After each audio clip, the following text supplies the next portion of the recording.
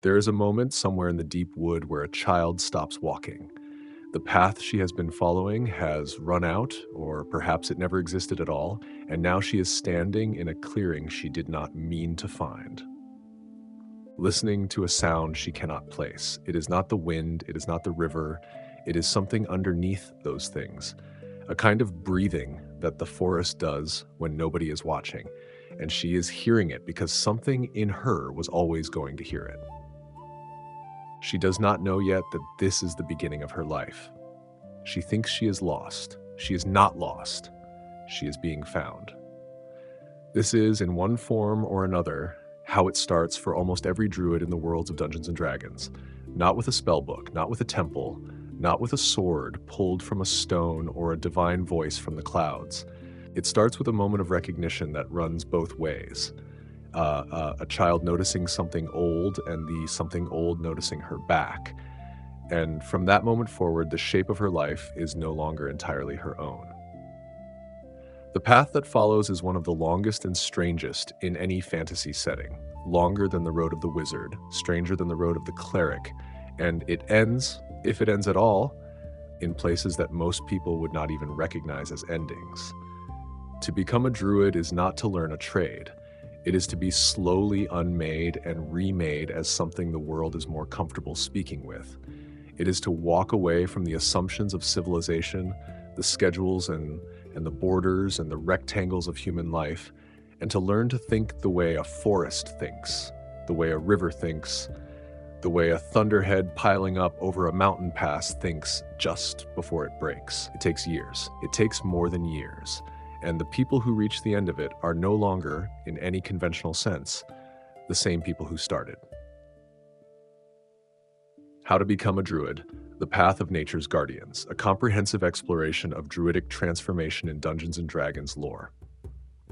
The path to becoming a druid in the worlds of Dungeons & Dragons is not one walked lightly, nor is it a journey that can be undertaken by simply deciding one morning to commune with nature. Unlike the structured hierarchies of clerical orders or the academic rigor of wizardly colleges, the druidic tradition represents something far more primal, far more demanding, and infinitely more transformative. To become a druid is to fundamentally alter one's relationship with the natural world, to see beyond the surface of reality into the ancient patterns that govern all living things, and to accept responsibilities that extend far beyond mortal lifespans or political boundaries. Across the various worlds of the D&D multiverse, from the Forgotten Realms to Eberron, from Greyhawk to the worlds beyond, the process of becoming a druid shares certain fundamental similarities while maintaining distinct cultural variations. What remains constant is that druids are not simply nature enthusiasts or herbalists with unusual talents.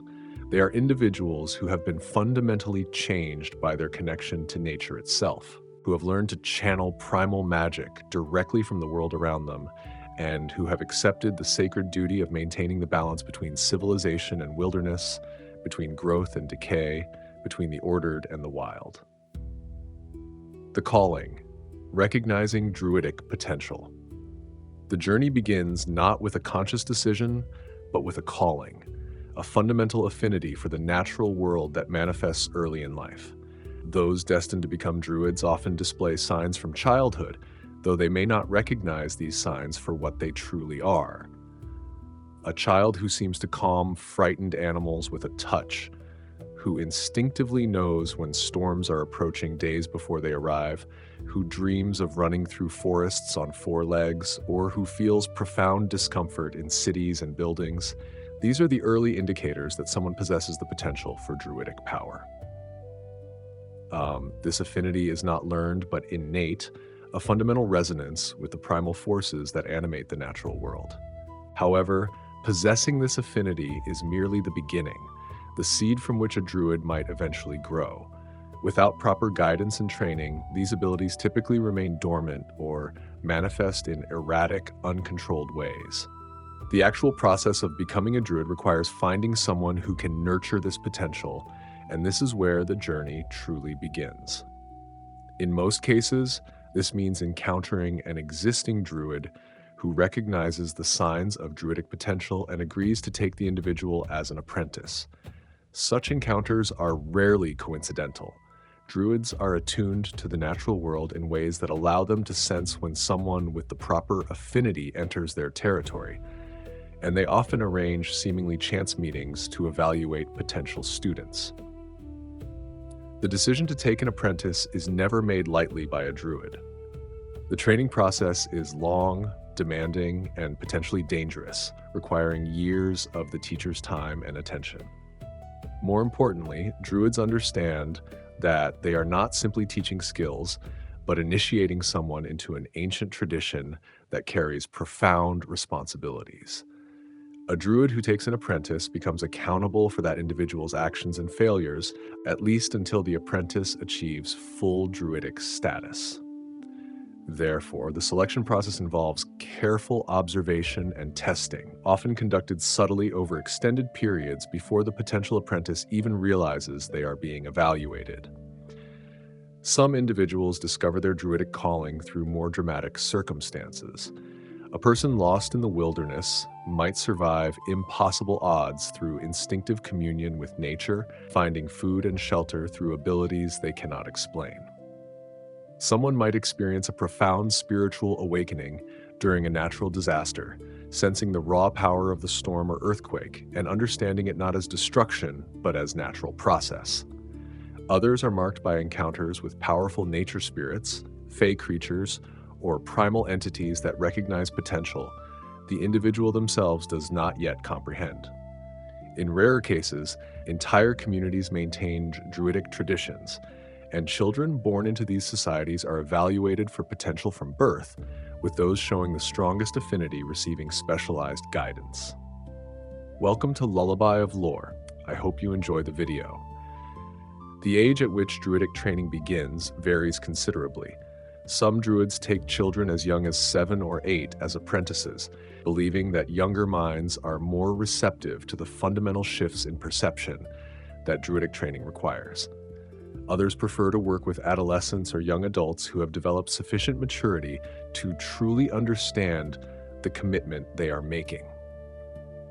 There are even cases of individuals beginning their druidic journey in middle age or later, though this is less common, as older individuals often find it more difficult to break free of the civilized mindset that druids must transcend. Finding a teacher, the first trial. For those who recognize their affinity for nature and actively seek to become druids, the first challenge is finding a teacher. Druids do not advertise their presence or maintain public temples where seekers can present themselves. They live in harmony with wilderness regions, often avoiding civilization entirely or maintaining only minimal contact with settled communities. A would-be druid must venture into wild places with the hope of encountering someone who can guide them, and this journey itself serves as the first test of commitment and worthiness. The search typically begins with research and inquiry. In regions where druids are known to operate, locals often possess fragmentary knowledge about their presence. A farmer might speak of the hermit who lives deep in the forest and sometimes helps animals in distress. A village elder might remember stories of a woman who appears during times of natural catastrophe, seemingly able to calm raging fires or divert floods. Hunters and trappers might report encounters with individuals who demonstrated impossible knowledge of animal behavior or weather patterns. These scattered reports provide starting points for seekers, though following such leads requires patience, resourcefulness, and genuine dedication. The actual search can take months or even years. A seeker might spend seasons wandering through forests, mountains, or marshlands, leaving signs of their presence and their intentions, arrangements of natural objects that convey meaning to those who understand the druidic language of symbols, patterns of behavior that demonstrate respect for the natural world, or simply persistent presence in wild places that shows genuine commitment rather than idle curiosity. Druids observe such seekers carefully before revealing themselves, evaluating not only the individual's potential, but also their motivations, character, and willingness to endure hardship. When a druid finally makes contact with a seeker, The encounter rarely resembles the dramatic meetings found in legends. More often, it begins with subtle guidance, a path through the wilderness that seems easier to follow than it should be, a shelter from a storm that appears exactly when needed, food left in places where starvation threatened. The Druid is testing the seeker's awareness, seeing whether they notice these interventions and recognize them for what they are. A perceptive seeker who acknowledges this hidden assistance and responds appropriately demonstrates the kind of attention to subtle signs that Druidic training requires. The first direct meeting between seeker and potential teacher is typically brief and cryptic. The Druid might emerge from the wilderness, engage in seemingly casual conversation about nature and the seeker's journey, and then depart without making any explicit offer of training. This encounter serves as another test, evaluating how the seeker reacts to ambiguity and disappointment. Those who persist, who continue their search and demonstrate through their actions that they are genuinely committed to the Druidic path, eventually receive more substantial contact. Those who become discouraged or frustrated reveal themselves as unsuitable for the challenges ahead. Some Druidic traditions maintain specific protocols for accepting apprentices. In the Forgotten Realms, Druids who serve particular deities or follow specific circles often require seekers to complete specific tasks or demonstrations before agreeing to teach them.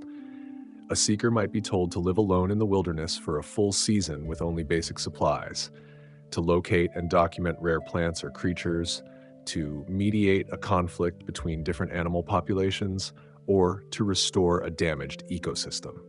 These tasks are not arbitrary, but serve to reveal the seeker's capabilities, dedication, and fundamental understanding of natural principles.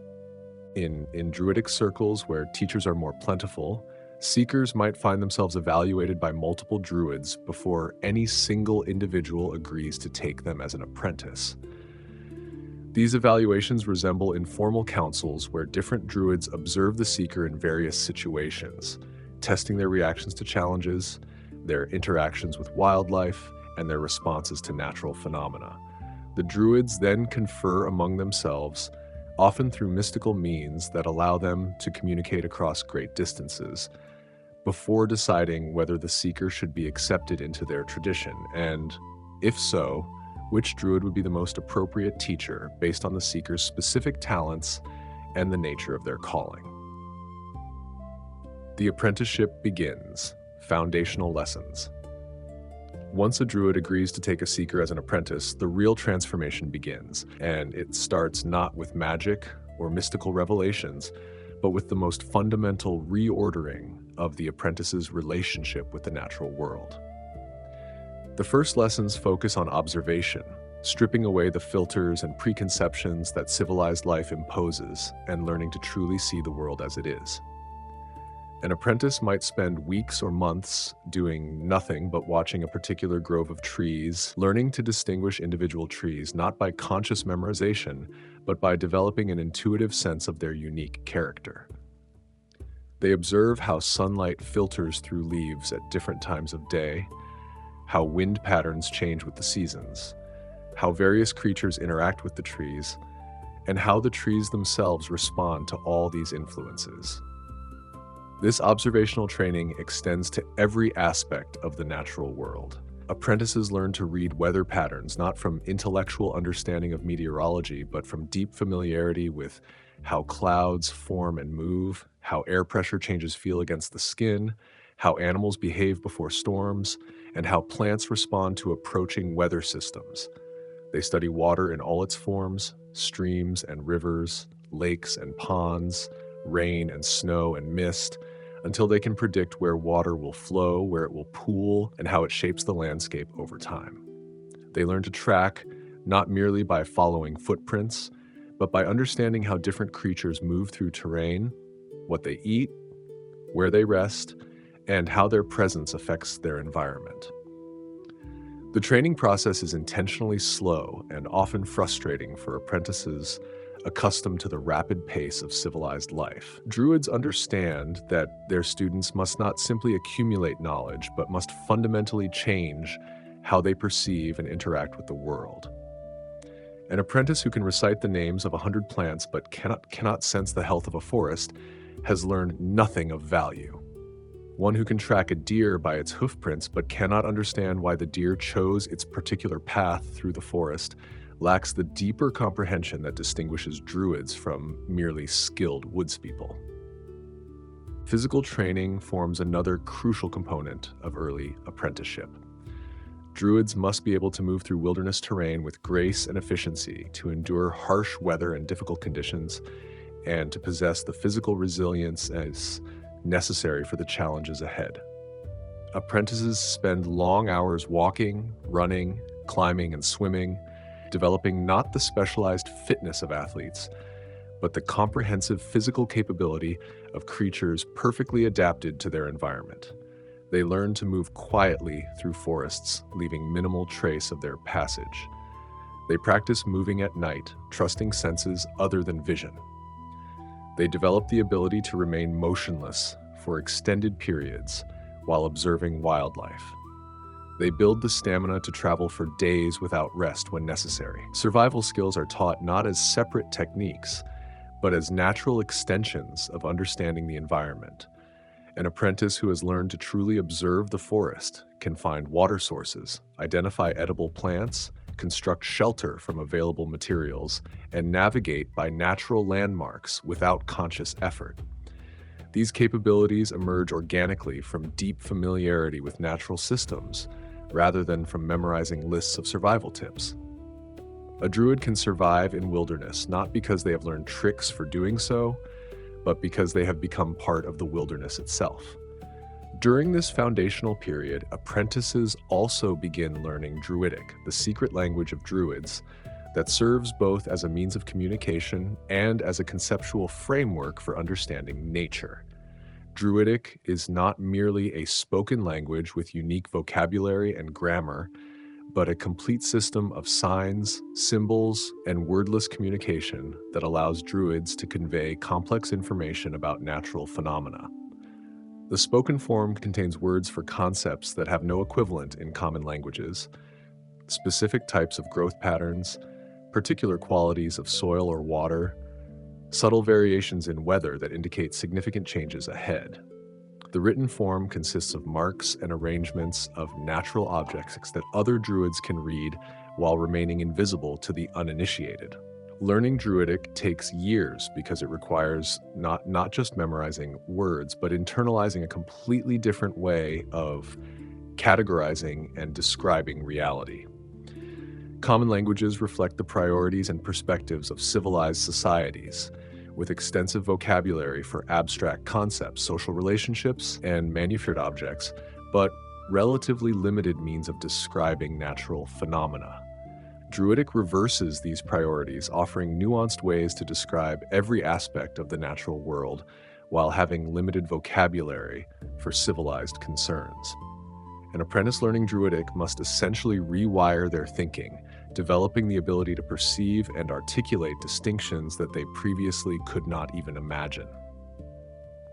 Throughout these foundational lessons, the Druid teacher provides minimal direct instruction, preferring to guide through questions, hints, and carefully arranged experiences. An apprentice who asks why birds are gathering in unusual numbers before a storm might receive only a question in return. What do the birds gain by gathering in this way? This Socratic approach forces apprentices to develop their own understanding rather than simply accepting information from an authority figure. Druids recognize that knowledge gained through personal insight and experience creates far deeper understanding than knowledge received through instruction. The teacher also begins introducing the apprentice to the fundamental philosophical framework of Druidic practice, the concept of balance. This is not a simple good versus evil dichotomy, but a far more nuanced understanding of how opposing forces maintain equilibrium in natural systems. Growth and decay are both necessary. Predator and prey relationships are not good hunting evil, but essential checks that keep populations healthy. Fire destroys, but also renews. Water gives life, but also takes it. The apprentice learns to see these apparent contradictions not as problems requiring resolution, but as complementary forces that together create stability and health in ecosystems. Awakening the gift. First contact with primal magic. After months or sometimes years of foundational training, when the teacher judges that the apprentice has developed sufficient understanding of natural principles and sufficient sensitivity to the subtle patterns of the living world, instruction shifts to awakening the apprentice's latent magical abilities. This transition represents a critical threshold in the apprentice's development, the point at which they move from being a highly skilled naturalist to beginning their journey as a true druid. The awakening process varies significantly depending on the tradition, the teacher's approach, and the nature of the apprentice's specific gifts, but certain elements remain common across different druidic practices. The process always involves some form of deep immersion in natural environments, often requiring the apprentice to spend extended periods alone in wild places with minimal supplies and no contact with civilization. This isolation serves multiple purposes. It removes all distractions, forces complete dependence on natural resources, and creates the mental and spiritual conditions necessary for perceiving and channeling primal magic. The apprentice, during this isolation period, focuses intensely on meditation and observation, attempting to perceive the subtle energies that flow through all living things. These energies, sometimes called the green force or the pulse of nature, represent the fundamental magical power that druids learn to channel. Unlike the structured, formulaic magic of wizards or the divine power granted by deities to clerics, primal magic is wild, intuitive, and deeply connected to natural cycles. It cannot be commanded through precise incantations or controlled through intellectual understanding alone. Instead, it must be sensed, resonated with, and gently guided through attunement and sympathy. The first manifestation of magical ability often occurs spontaneously and unexpectedly, triggered by intense need or profound connection. An apprentice starving after days of failed foraging might suddenly sense exactly where to find food, guided by an intuitive awareness of nearby plants and their nutritional value. One caught in a dangerous situation with wild animals might find themselves able to project calming influence, not through any deliberate spell, but through instinctive attunement to the creature's emotional states. Another might experience a moment of perfect unity with their surroundings during meditation, briefly perceiving the forest as a single living entity of which they are merely one small part.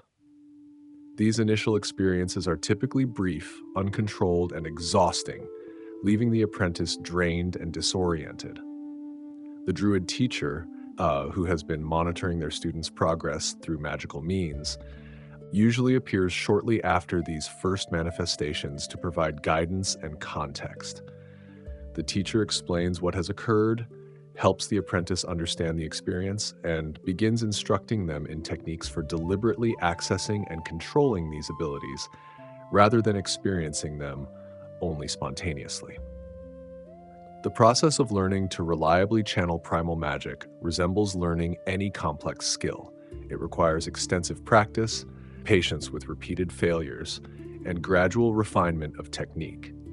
Apprentices typically begin with the simplest manifestations, learning to sense the health and vitality of plants and animals around them. This ability, sometimes called reading the green, allows druids to assess the condition of ecosystems, identify disease or corruption, and understand the needs of living creatures. Developing this sense takes months of focused practice, learning to distinguish the subtle differences between healthy growth and various forms of decline or damage. From this foundation, apprentices progress to more active abilities. They learn to encourage plant growth, not dramatically but in small, sustainable ways, helping a struggling seedling establish stronger roots, encouraging fruit-bearing plants to produce more abundantly, or directing the growth of vines to create natural barriers or shelters. These early exercises teach crucial lessons about the nature of primal magic. Unlike wizardry, which imposes the caster's will on reality, or divine magic, which channels a deity's power to create specific effects, primal magic works with and through natural processes. A druid cannot make a plant grow instantly to full size, but they can attune themselves to the plant's natural growth processes and accelerate them within reasonable limits. Communication with animals represents another early focus of magical training. Apprentices learn to project simple emotions and intentions to animals, establishing basic rapport that allows for rudimentary interaction. This is not full communication in the way that humans converse, but rather a form of empathic exchange that conveys feelings, warnings, and simple concepts. An apprentice might project peaceful intent to avoid startling deer while passing through their territory, convey warning to birds about an approaching predator, or communicate a request for assistance to a dog or horse. As this ability develops, the range of emotions and concepts that can be conveyed expands, eventually allowing for quite sophisticated interaction with sufficiently intelligent creatures. The training proceeds through increasingly complex and demanding manifestations. Apprentices learn to sense and predict weather patterns with magical accuracy, to purify contaminated water, to treat injuries and diseases in plants and animals, and to temporarily assume minor characteristics of creatures they have studied extensively. Each new ability requires not just magical power, but deep understanding of the natural phenomena being influenced. A druid cannot reliably predict weather without first understanding weather patterns through extensive observation. They cannot heal injuries without understanding anatomy and physiology. Their magic amplifies and works through their knowledge rather than replacing it. Throughout this phase of training, teachers emphasize the critical importance of restraint and responsibility. Primal magic is powerful and can easily cause unintended harm if used carelessly or excessively. An apprentice who encourages too much plant growth might drain nutrients from soil faster than natural processes can replenish them, damaging the ecosystem they meant to help. One who interferes too frequently with animal behavior might disrupt natural learning and adaptation processes. The apprentice learns to use their growing powers sparingly and only when necessary, understanding that natural processes usually function best without magical interference. The teacher also introduces the concept of magical cost and balance during this period. Every use of druidic magic draws on the caster's personal energy and on the primal forces that flow through the natural world. Excessive or inappropriate use depletes both, requiring time and rest for recovery. More seriously, magic used against the natural order, attempting to prevent inevitable death, forcing unnatural growth patterns, or compelling creatures to act against their nature, creates spiritual and magical corruption that can damage both the caster and their environment. Apprentices learn to feel these limits instinctively, developing internal warning signs that alert them when they are approaching dangerous levels of magical expenditure or attempting inappropriate applications of their power. Deepening attunement, the middle years of training. After the initial awakening and basic training in primal magic, apprentices enter what might be called the journeyman phase of their development, typically lasting several additional years. During this period, their training becomes more specialized and advanced, while also broadening to encompass the full range of druidic knowledge and capabilities. The apprentice is no longer learning fundamental principles, but is developing mastery, refining their understanding and discovering their particular strengths and calling within the druidic tradition. One crucial aspect of this phase involves developing the ability to assume animal forms through wild shape, perhaps the most iconic of druidic abilities. This power goes far beyond simple physical transformation. It represents a fundamental merging of the druid's consciousness with animal nature, temporarily becoming fully and completely another type of creature. The process of learning wild shape is gradual, demanding, and profoundly transformative, requiring the apprentice to study specific animals with intense focus over extended periods before attempting to take their form. The study begins with selection of a form, typically an animal that the apprentice has encountered frequently and feels particular affinity toward. The teacher often guides this choice, ensuring that the first form attempted is neither too complex nor too alien to the apprentice's natural form, most druids learn to wild shape into wolves, bears, large cats, or similarly sized mammals before attempting more exotic transformations. The apprentice then spends months observing the chosen animal in its natural habitat, studying not just its physical characteristics, but its behavior patterns, instincts, sensory perceptions, and essential nature. This observation must go deeper than anything the apprentice has previously experienced. They must understand how the animal moves through its environment, how it hunts or forages, how it interacts with other members of its species, how it perceives threats and opportunities, what drives its behavior at an instinctive level. The apprentice attempts to think like the animal, to understand the world from its perspective, to temporarily set aside human consciousness and embrace animal awareness. This is profoundly difficult and can be psychologically disorienting, requiring careful supervision from the teacher to ensure the apprentice does not lose themselves in animal consciousness or damage their sense of human identity.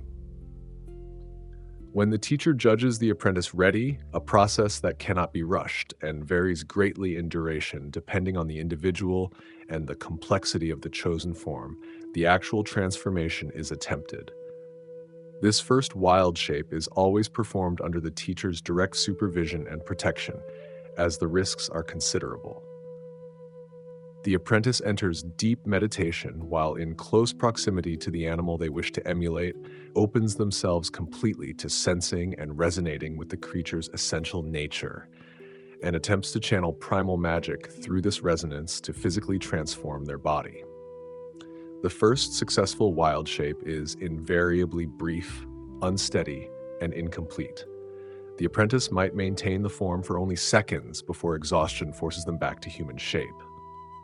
Their animal form might be somewhat distorted or awkward, lacking the grace and capability of the actual animal. Most significantly, the mental transition is difficult. The apprentice typically experiences a confusing blend of human and animal consciousness, struggling to control unfamiliar senses and instincts while maintaining enough human awareness to prevent the animal nature from overwhelming them entirely. Mastering wild shape requires extensive practice, with each transformation becoming longer, more stable, and more complete. The apprentice learns to fully embrace animal consciousness while retaining a core of human awareness that allows them to remember their true nature and change back at will. They develop the ability to use their animal form's capabilities naturally rather than clumsily attempting to impose human thought processes on animal bodies. Eventually, transformation becomes smooth and rapid, though it always requires significant magical energy and cannot be maintained indefinitely without exhaustion. Once an apprentice has mastered one form, learning additional forms becomes somewhat easier, as they have developed the fundamental skills and understanding required for wild shape. However, each new form still demands extensive study and practice, particularly when shifting to very different types of creatures. Transforming into a bird requires understanding flight, adapting to vastly different sensory experiences, and coping with instincts and behavior patterns unlike those of land-based mammals. Aquatic forms present their own challenges, particularly the need to maintain human awareness while submerged in environments where human instincts provide no useful guidance. Some druids eventually master dozens of forms over their lifetimes, while others prefer to deeply perfect a smaller number of transformations. Beyond wild shape, the middle years of training involve mastering increasingly powerful and complex manifestations of primal magic. Apprentices learn to call upon weather phenomena, though initially only in small, localized ways, generating fog banks, calling rain to parched gardens, or calming localized wind patterns. They develop the ability to enhance their physical capabilities temporarily, channeling primal vitality to move with greater speed, strike with enhanced strength, or endure injuries that would incapacitate ordinary beings. They learn to sense magical energies and their effects on natural systems, detecting areas of corruption or unnatural influence. The study of natural poisons and remedies represents another important area of advanced training. Druids learn to identify and safely handle toxic plants and venomous creatures, understanding both their dangers and their potential uses in healing or defense. They master the preparation of potent medicines from natural materials, creating remedies that combine mundane herbalism with magical enhancement to treat injuries and illnesses beyond the reach of ordinary healing. This knowledge includes understanding not just which plants have medicinal properties, but where to find them, when to harvest them for maximum potency, how to preserve and combine them effectively, and how to enhance their effects through primal magic. Combat training, often neglected in popular conceptions of druids, but actually quite important, occupies significant time during this phase. While druids prefer peaceful resolution of conflicts and generally avoid unnecessary violence, they must be capable of defending themselves, protecting the lands they guard, and confronting threats to natural balance. Combat training for druids differs significantly from military or martial training, by focusing on using natural weapons and fighting styles that complement wild shape abilities. Druids learn to fight effectively with simple weapons, clubs, spears, sickles, that can be fashioned from natural materials and used without violating druidic prohibitions against metal armor. More importantly, they develop combat techniques for their animal forms, learning to use claws, teeth, and natural weapons with deadly efficiency while maintaining enough control to avoid being consumed by predatory instincts. During this period, apprentices also begin participating in druidic circles and sacred observances, though initially only as observers and junior participants. These gatherings provide exposure to other druids beyond their immediate teacher, allowing apprentices to learn different perspectives and techniques while beginning to understand the broader druidic community and its traditions. The seasonal celebrations and rituals that druids conduct serve to strengthen their connection to natural cycles and to the primal powers they channel. Participation in these ceremonies, even in minor roles, helps apprentices deepen their understanding and attunement while being evaluated by elder druids who may provide additional guidance or instruction. The concept of guardianship becomes increasingly prominent during this phase. Apprentices learn that druids are not simply wielders of nature magic, but are guardians of the natural world, charged with protecting specific regions or ecosystems. The apprentice begins to develop deep connection to particular territories, the Nako learning every detail of these lands with the kind of intimate knowledge that comes only from years of constant attention.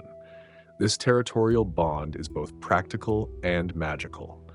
Druids develop the ability to sense disturbances in the lands they guard, to know instinctively when something is wrong, and to draw upon the land's power to enhance their magic when defending it. Teachers during this period also address the ethical complexities and philosophical challenges inherent in the druidic path.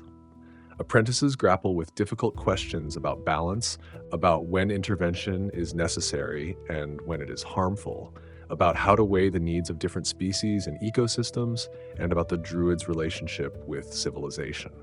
These are not abstract philosophical debates, but practical concerns that druids face constantly. When a pack of wolves threatens livestock that farmers depend on for survival, what is the appropriate response?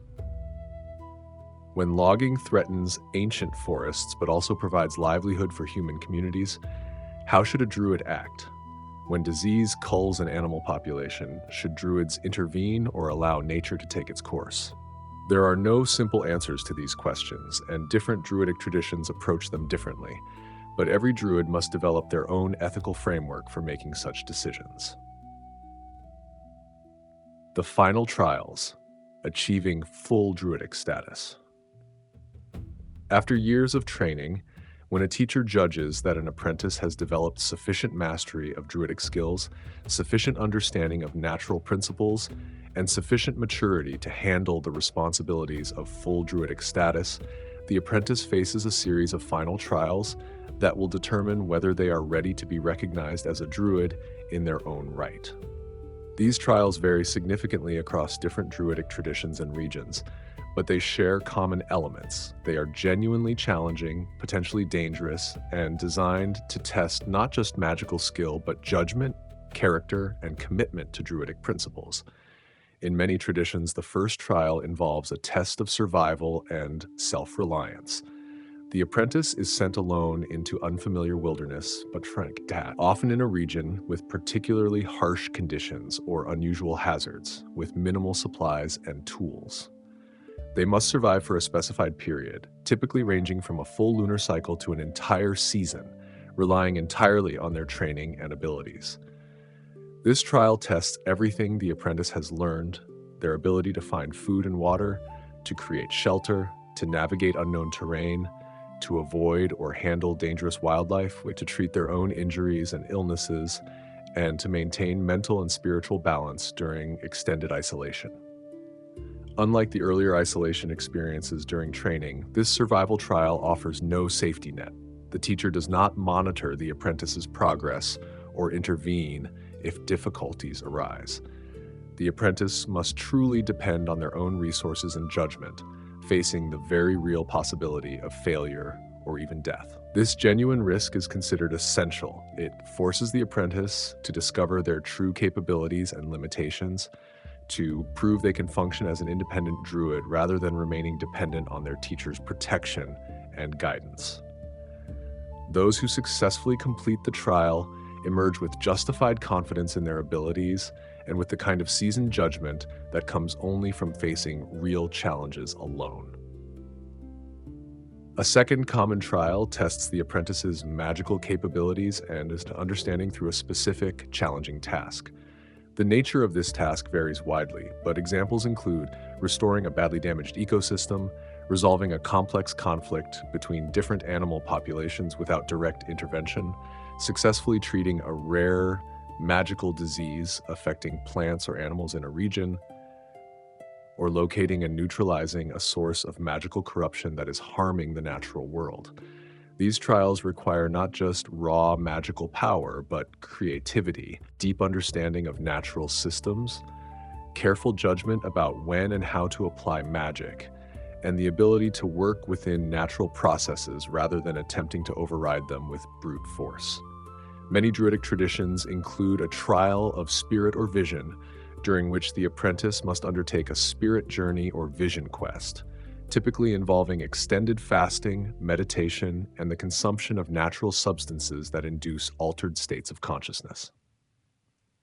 During this experience, the apprentice seeks communion with primal spirits or nature deities, attempting to receive visions that clarify their particular calling and purpose as a druid. The specifics of this trial vary greatly across cultures.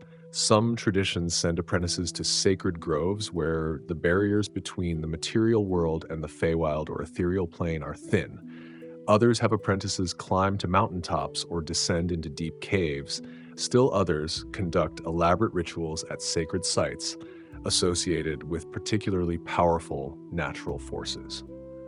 The visions received during these trials are typically cryptic, symbolic, and open to interpretation, requiring the apprentice to grapple with meaning and significance rather than receiving clear, direct guidance. An apprentice might experience themselves running through the forest as various animals, witnessing the cycle of seasons accelerated to encompass lifetimes and moments, or confronting manifestations of natural forces in terrifyingly sublime forms. These experiences often prove profoundly transformative, providing insights into the apprentice's own nature and their relationship with the primal forces they have learned to channel. Upon returning from the vision quest, the apprentice must interpret their experiences for their teacher and the broader Druidic circle, demonstrating not just that they underwent the experience, but that they comprehended its significance. Some traditions include a trial of judgment that presents the apprentice with complex ethical dilemmas or conflicts where they must make difficult decisions that will have significant consequences. These might be real situations engineered by the teacher and other druids, such as conflicts between different groups with legitimate but incompatible claims on the same land. Or they might be elaborate scenario-based tests where the apprentice must explain how they would handle various challenging situations. The purpose is to evaluate whether the apprentice has developed the wisdom and ethical framework necessary to make sound decisions when confronting the kinds of difficult choices that practicing druids regularly face. In regions where druidic circles are well established and hierarchical, apprentices might face a trial by council in which they must present themselves before a gathering of experienced druids and answer questions about their training, their understanding of druidic principles, their magical capabilities, and their readiness to assume full responsibilities. These councils can be intimidating experiences, as elder druids are skilled at asking probing questions that reveal any gaps in knowledge, any lack of true understanding beneath surface mastery, or any character flaws that might prove problematic. The apprentice must demonstrate not just competence, but genuine depth of understanding and commitment. Some traditions require apprentices to complete a work of restoration or creation as their final trial, establishing a new grove in lands where forest has been destroyed, successfully reintroducing an extirpated species to its former range, purifying a corrupted area and allowing natural processes to reclaim it, or creating a new druidic sanctuary that will serve as a gathering place and power nexus for druids in the region. These trials test the apprentice's ability to think on a large scale and to undertake projects that require sustained effort over extended periods, demonstrating that they can handle the kinds of long-term guardianship responsibilities that define druidic practice. In all cases, the trials are designed to be genuinely challenging rather than merely ceremonial. Some apprentices fail their trials, either partially or completely, and must undertake additional training before attempting them again. This possibility of failure is considered essential. It ensures that those who successfully complete the trials and achieve recognition as full druids have truly earned that status through demonstrated capability, rather than simply completing a requisite period of study. The knowledge that others have failed where they succeeded gives newly recognized druids appropriate respect for the significance of their achievement and appropriate humility about their continuing limitations. Initiation and recognition, becoming a druid. When an apprentice successfully completes all required trials, they undergo formal initiation that marks their transformation from apprentice to druid. This ceremony varies significantly across different traditions, but always includes certain key elements: public recognition by established druids, formal acceptance into the druidic circle, and mystical bonding that completes the initiate's connection to the primal forces they have learned to channel.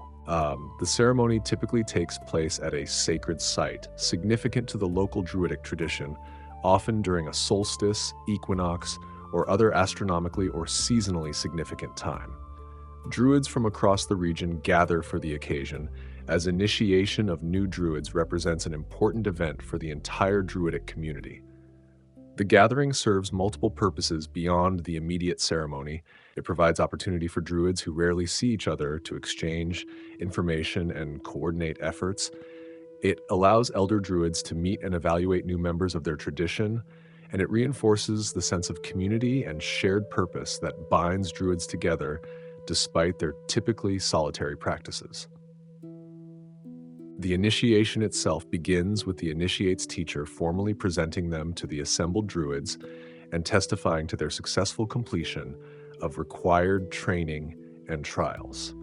This testimony is not a mere formality, but a serious statement that carries weight and consequences. The teacher is essentially vouching for the initiate's readiness and will share responsibility for any failings the new druid displays. Other druids who participated in evaluating the initiate during trials or training may also offer testimony, describing what they observed and what impressed or concerned them about the initiate's performance. The initiate must then demonstrate their capabilities before the assembled druids, typically through some display of their magical powers, their wild shape abilities, and their knowledge. The specifics vary, but common elements include transforming through several animal forms in succession, calling upon weather or plant growth, and answering questions posed by elder druids about natural lore and druidic principles. This demonstration serves partly to verify the teacher's testimony, but more importantly provides the initiate with opportunity to display their achievements and to prove themselves before their new peers.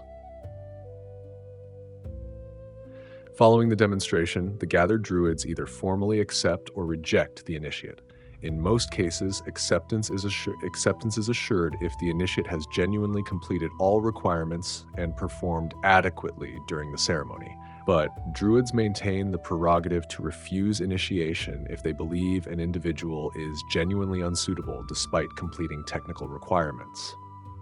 Such rejections are rare but not unheard of, typically occurring when serious concerns about the initiate's judgment, character, or adherence to druidic principles emerge during the ceremony or trials. When the druids accept an initiate, the mystical component of the ceremony begins. The precise details of this ritual are among the most carefully guarded secrets of druidic traditions, never shared with outsiders, and rarely discussed even among druids themselves. What can be said is that the ritual involves the gathered druids joining their power together and using this combined energy to complete the transformation that began when the apprentice first awakened to primal magic. The ritual deepens and solidifies the initiate's connection to natural forces, essentially attuning them permanently to the primal energy that flows through the world. This attunement fundamentally changes the initiate at a spiritual and possibly even physical level, completing their transformation into a true druid. Initiates often report that the experience is simultaneously beautiful and terrifying, involving a sense of ego dissolution as they merge temporarily with something far vaster than themselves, followed by a return to individual consciousness that feels simultaneously like a loss and like coming home. Many describe sensing the presence of ancient powers during the ritual, primal spirits, nature deities, or the living consciousness of nature itself, and feeling judged or evaluated by these entities. Some receive additional visions or insights during the ritual, gaining understanding of their particular path as a druid or their specific responsibilities going forward. The ritual concludes with the new druid receiving a secret name in the druidic language, known only to druids and never spoken in the presence of outsiders. This name represents the individual's essential nature as perceived by the natural world and by the primal forces they now channel. It is not assigned by other druids, but emerges spontaneously during the ritual, understood simultaneously by all present as the simple truth of who this person is within the natural order.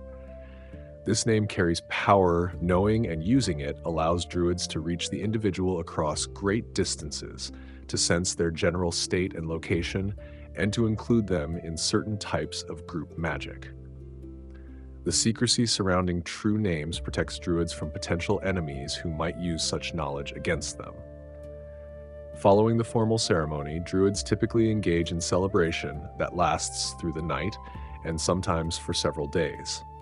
These celebrations serve important social functions, allowing the new druid to form connections with the broader druidic community and providing opportunities for experienced druids to offer advice, share knowledge, and welcome the newest member of their tradition.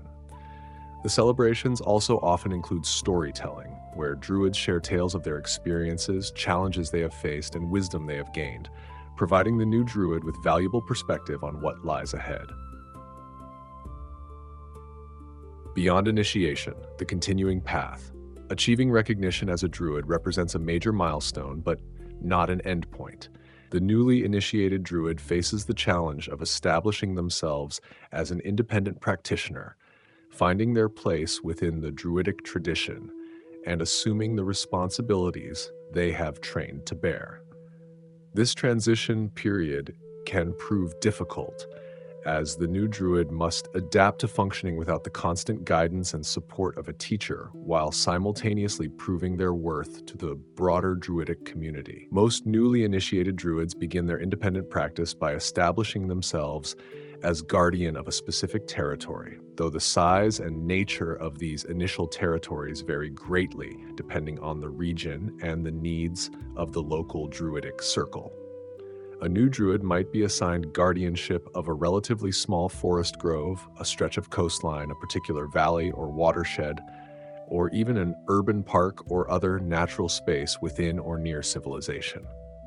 These initial territories are typically selected to provide appropriate challenges without overwhelming a relatively inexperienced druid. They should present genuine guardianship responsibilities, but should not face imminent major threats that would require more power or experience than the new druid possesses.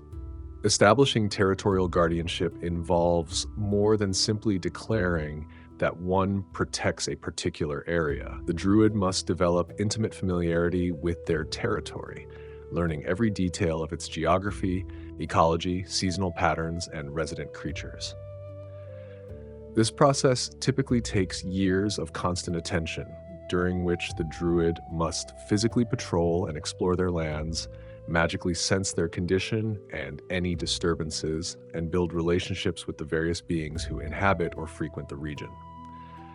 The druid must introduce themselves to any fey creatures or spirits associated with the area, establishing working relationships that can range from wary mutual tolerance to active cooperation, depending on the natures of the entities involved. The guardian must also develop awareness of threats and challenges facing their territory. These might include natural phenomena like disease outbreaks, invasive species, or climate changes, or they might involve external threats like excessive hunting, logging, mining, agricultural expansion, or urban development. The druid must learn to distinguish between acceptable uses of natural resources and genuinely harmful exploitation, between natural population cycles and concerning declines, between normal ecological succession and destructive change. This requires not just magical sensitivity, but careful observation, documentation, and thoughtful analysis. Relationships with nearby human communities often prove particularly complex for new druids. Unlike hermits, who simply avoid civilization, druids must frequently interact with settled peoples whose activities affect the lands the druids guard. The druid might need to negotiate with farmers about sustainable practices, convince hunters to respect seasonal restrictions, persuade loggers to adopt selective cutting rather than clear cutting, or work with communities to manage waste and pollution that affects waterways. These interactions require diplomatic skills, patience, and the ability to find compromises that serve both human needs and natural health. Some newly initiated druids choose not to establish fixed territories, but instead become wandering druids who travel widely, responding to problems and imbalances wherever they encounter them. This path suits individuals who feel called to address broader threats to the natural world, rather than focusing on specific places, though it comes with its own challenges. Wandering druids must develop the ability to quickly assess unfamiliar ecosystems, to work effectively without the deep territorial knowledge that makes guardianship easier, and to coordinate their efforts with local druids who might have different approaches or priorities.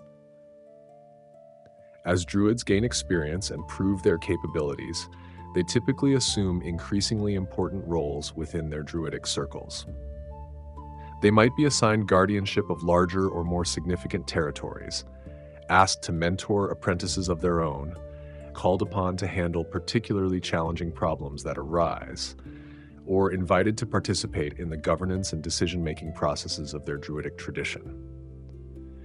Experienced druids often specialize in particular aspects of druidic practice, becoming known as expert healers, master shapeshifters, weather workers, or authorities on specific ecosystems or types of magical corruption. The acquisition of additional druidic powers continues throughout a druid's life as they deepen their understanding and connection to primal forces. Experienced druids develop increasingly powerful magical capabilities, summoning major weather phenomena, commanding plant growth on a massive scale, assuming more exotic wild shape forms, communing directly with nature deities or primal spirits, and even manipulating the fabric of nature itself in limited ways. These advances come not through formal training, but through practice, experience, insight gained from years of observation and interaction with nature, and the natural deepening of a druid's connection to the primal forces they channel. Some druids eventually achieve what might be called mastery, a level of power and understanding that places them among the most formidable wielders of nature magic in existence. These archdruids, as they are often called, can reshape landscapes, summon devastating natural disasters, assume forms of tremendous size and power, and wield primal magic with such skill that the line between druid and natural force becomes difficult to distinguish.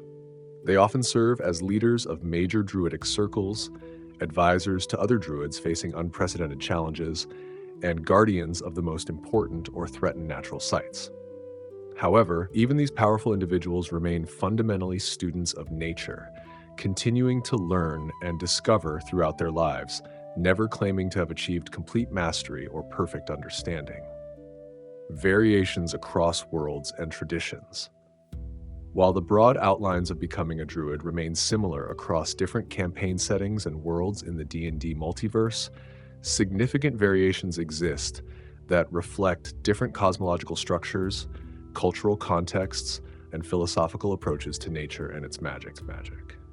In the Forgotten Realms, druids often maintain strong connections to specific deities of nature such as Sylvanas the Oak Father, Mieliki the Forest Queen, or Chauntea the Great Mother. Becoming a druid in the realms frequently involves receiving visions or signs from these deities, and often includes religious elements alongside the purely naturalistic training. Druids in the realms are organized into numerous distinct circles, each with particular territories, specializations, and traditions. The Emerald Enclave, one of the most prominent druidic organizations in the realms, actively recruits and trains new druids while also working to coordinate druidic efforts across the continent of Faerun. Training in the realms often emphasizes the ongoing conflicts between civilization and wilderness, with druids learning to navigate complex political landscapes while maintaining their dedication to natural balance. In Eberron, druids are most prominently represented by the gatekeepers and the wardens of the wood, two distinct traditions with different origins and purposes. The gatekeepers trace their tradition back to the renegade dragon Varrock, who foretold a great planar invasion millennia before it occurred, and taught the first druidic magic to the orcs of the Shadow Marches so that they might stand against the coming threat. The gatekeepers focus particularly on protecting the world from aberrations and extraplanar threats. Becoming a gatekeeper druid involves learning to sense and combat these unnatural threats, mastering specific binding and warding magics, and taking on responsibilities for maintaining the ancient seals that keep the Dalkir and their servants imprisoned in the depths of Khyber. The Wardens of the Wood, by contrast, are the largest druidic sect of the Eldeen Reaches, working in cooperation with farmers, rangers, and shifter tribes to maintain balance between civilization and the Great Forest. They have no inherent objection to agriculture or animal husbandry, so long as both land and beast are treated with respect. And they emerged as a political force during the last war when they rallied the Reachers against bandit lords and foreign incursions, leading to the eventual recognition of the Eldeen Reaches as an independent nation under the great druid Owalian. More militant traditions exist within the Reaches as well, such as the Ashbound, who reject all arcane magic as unnatural and have engaged in violent attacks against those they consider despoilers. Training in Eberron's druidic traditions emphasizes that nature has enemies that go beyond simple human exploitation, as aberrations from Zoriet, fiends from various planes, and the magical corruption left behind by the Morning all threaten the natural order in ways unique to this world. In Greyhawk, druids maintain a particularly rigid hierarchical structure with specific titles and levels of authority, from the basic initiate druids up through druids of higher circles, archdruids of regional territories, and ultimately the Grand Druid who serves as nominal leader of all druids on the world of Orth. Advancement through these ranks involves not just increasing power and skill, but also political navigation within druidic circles, and sometimes competition with rival druids for positions of authority. When an archdruid of a circle dies or steps down, the most powerful druids below that rank may compete through magical duels or tests of skill for the vacant position, with the winner assuming the increased authority and responsibilities. This hierarchical approach means that becoming a druid in Greyhawk involves understanding and navigating institutional structures in ways that druids in other settings might not need to consider. In settings with stronger Fey influence, such as in campaigns that make extensive use of the Feywild, druids often develop closer relationships with Fey creatures and may even receive some of their training from powerful Fey entities. These druids learn to navigate the complex social dynamics and alien logic of Fey courts, to bargain and negotiate with beings who operate according to fundamentally different ethical frameworks, and to channel magic that blurs the line between primal power and Fey enchantment. Their training often involves spending time in the Feywild itself, adapting to its strange properties, and learning to function in an environment where nature is wilder, more vibrant, and more dangerous than in the material world. Dark druids, sometimes called blighted druids or druids of decay, represent a twisted version of the druidic path focused on corruption, disease, and destructive natural forces rather than balance and health. Becoming such a druid typically involves either a deliberate rejection of standard druidic teachings in favor of nihilistic philosophies about nature's ultimate destructiveness, or corruption by evil entities associated with decay and defilement. These individuals might be trained by other dark druids who have established their own perverted traditions, or they might be self-taught practitioners who discovered primal magic and used it according to their own twisted principles without ever receiving proper instruction in balance and responsibility. Standard druids view such individuals as abominations who must be stopped, as their actions corrupt and damage the natural world rather than protecting it. Urban druids represent another variation, individuals who maintain druidic traditions while focusing their attention on cities and heavily settled areas rather than wilderness. These druids view civilization itself as part of nature. Humans and other sentient species are natural creatures whose settlements and constructions represent a form of ecosystem building, no different in principle from termite mounds or beaver dams. Urban druids learn to find and channel primal magic from parks, gardens, and the hardy plants and animals that adapt to city life. Their training emphasizes working within civilization rather than opposing it, finding ways to make cities more sustainable and to maintain ecological health even in heavily modified environments. This path proves controversial among more traditional druids, some of whom view it as legitimization of civilization's encroachment on wilderness, while others respect it as adapting druidic principles to changing circumstances. Circle druids, organized around specific philosophical approaches or natural phenomena, provide another source of variation. The Circle of the Moon focuses particularly on combat-oriented wild shape, with druids of this circle capable of transforming into more powerful and exotic beast forms than other druids, and gathering under full moons to share news and warnings across vast distances. The Circle of the Land emphasizes deep connection to specific types of terrain, with druids specializing in forests, mountains, coasts, grasslands, or other environments, and developing abilities particularly suited to their chosen landscape. The Circle of Dreams maintains closer connections to the Feywild and to healing and restorative magic. The Circle of Spores finds power in decay and decomposition, understanding death as part of natural cycles, rather than as something to be prevented. Each circle maintains its own training traditions, initiation rites, and philosophical approaches, though all share fundamental druidic principles. Challenges and dangers of the path. Becoming a druid is not simply difficult, but potentially dangerous, carrying risks both during training and after achieving full druidic status. Apprentices must confront numerous hazards, any of which could result in serious injury, permanent harm, or even death. And teachers cannot always protect their students from these dangers without undermining the very independence and resilience that druidic training aims to develop. Physical dangers present the most obvious threats. Apprentices spend years living in wild places, exposed to harsh weather, dangerous terrain, and potentially aggressive wildlife. Falls while climbing or traversing difficult terrain, exposure to extreme heat or cold, dangerous encounters with predators, poisoning from misidentified plants, and disease from parasites or contaminated water represent constant risks. The survival training that makes druids so self-sufficient only develops through exposure to these very dangers, meaning that apprentices must risk harm to develop the skills and judgment that will protect them later. The magical aspects of druidic training carry their own hazards.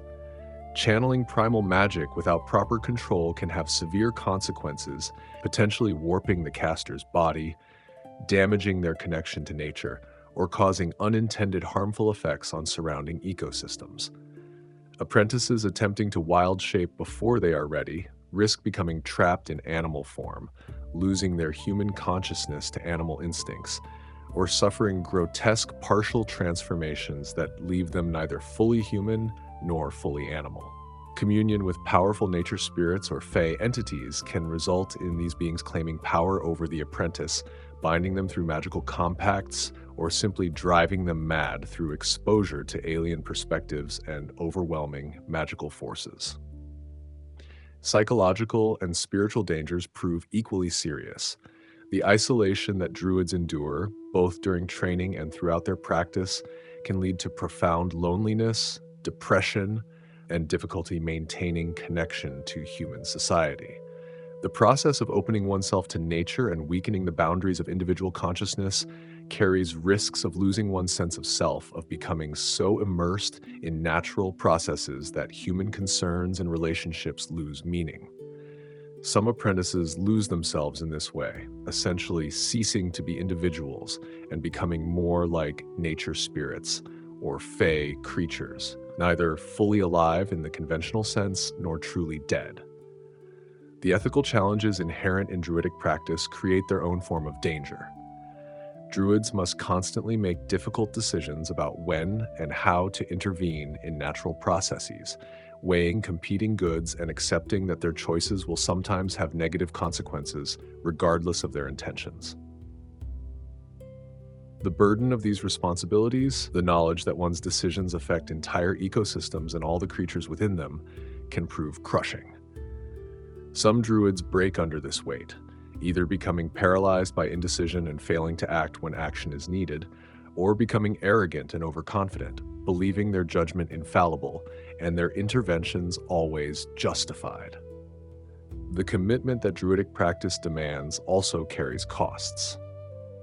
Druids sacrifice normal family life, comfortable living conditions, participation in civilized society, and many of the pleasures and pursuits that others take for granted. They accept obligations that bind them for life, responsibilities they cannot simply abandon when they become inconvenient or difficult. They make themselves targets for those who view nature as nothing but a resource to be exploited, for those who fear and hate magic, and for malevolent forces that seek to corrupt or destroy the natural world. They live with the knowledge that their work will never be complete, that the balance they struggle to maintain requires constant vigilance, and that their efforts will likely be forgotten by the civilization they help protect. Corruption represents perhaps the most insidious danger. Primal magic, like all forms of power, can corrupt those who wield it, tempting them toward increasingly extreme positions and actions. A druid might begin with legitimate concern for wilderness protection, but gradually develop such hatred for civilization that they start viewing all humans as enemies deserving destruction. Another might become so obsessed with maintaining balance that they commit atrocities in its name, culling populations or allowing preventable suffering because interfering would upset natural cycles. Some druids become corrupted by evil entities or forces, transforming into dark druids who use their powers to spread disease, destruction, and decay. Others simply succumb to the temptations of power, using their abilities for personal gain or domination rather than in service to nature. Despite all these dangers, the Druidic path continues to call individuals in every generation, drawing those with the necessary affinity away from comfortable lives and into demanding service to forces far greater than themselves. Those who successfully navigate the challenges and complete the transformation emerge as individuals of remarkable capability, profound wisdom, and unshakable dedication to principles they have learned to hold more important than personal comfort or safety. The meaning of becoming a druid. Ultimately, becoming a druid represents far more than acquiring magical powers or learning wilderness skills. It represents a fundamental transformation of identity and purpose, a choice to define oneself not through relationships with civilization, but through relationship with nature itself. A druid is someone who has chosen to serve something greater than themselves, who has accepted responsibilities that will shape the rest of their life, and who has undergone changes so profound that they can never truly return to normal society, even if they wish to do so. The transformation is permanent and irreversible. A person might decide to leave the Druidic path, to set aside their powers and responsibilities, and attempt to return to normal life, but they will never stop being fundamentally different from those who have not undergone Druidic training. They will continue to sense the health and balance of nature around them, to feel discomfort with excessive civilization and comfort in wild places, to understand the world through frameworks and concepts that others cannot grasp. The magical connection to primal forces, once awakened and developed, becomes part of who they are at the deepest level, as integral to their being as their heartbeat or their thoughts. This permanent change explains why druids take the selection and training of apprentices so seriously. They are not simply teaching skills that students might use or not as they choose, but are fundamentally altering those students at every level of their being. This tremendous responsibility means that druids must carefully evaluate potential apprentices, must sometimes refuse to train individuals despite their potential or desire, and must accept that they bear partial responsibility for everything their students become. For those who successfully complete the transformation, who survive the dangers and meet the challenges, who emerge as recognized druids with full command of their powers and full acceptance of their responsibilities, the rewards prove profound. They experience connection to the natural world of an intimacy and depth that others can barely imagine. Understanding nature not intellectually but experientially, not as external phenomenon but as something they are part of. They wield powers that allow them to protect what they love, to heal what has been damaged, to oppose those who would destroy without thought of consequences. They join a community of individuals who share their values and calling, who understand their experiences and perspectives in ways that others cannot. They also gain purpose and meaning that transcends the temporary concerns and petty conflicts of civilized life. A druid knows why they exist and what they are meant to do with their life.